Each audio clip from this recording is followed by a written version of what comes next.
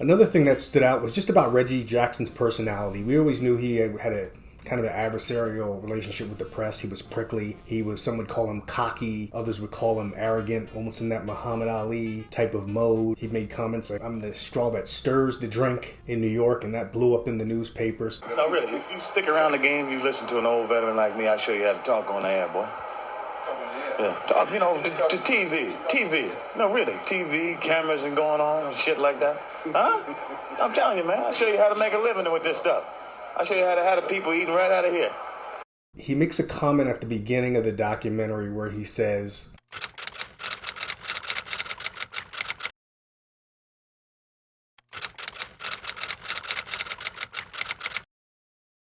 this weaved in, the 60s and the civil rights movement and into the 70s, those turbulent times in our country. So you really got to understand and see Reggie's personal thoughts and what he was going through during those times. He was a minor leaguer in Birmingham, Alabama, and I thought this was great storytelling. They went back to Birmingham and they're sitting in the dugout, Reggie and three of his white teammates.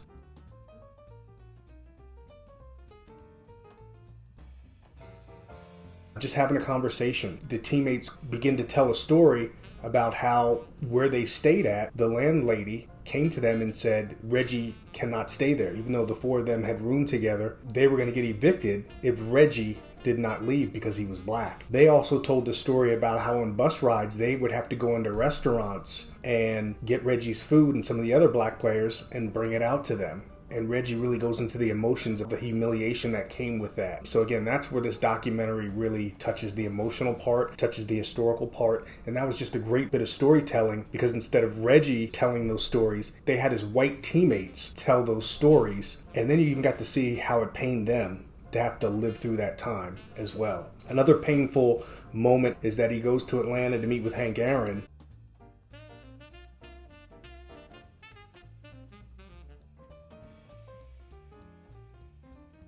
And how what he had to go through on his chase to break Babe Ruth's record, and the death threats and all the name calling, of course, that comes with that. But the documentary wasn't all dark and all bad news. There was a lot of interesting things that I didn't know about Reggie Jackson as well.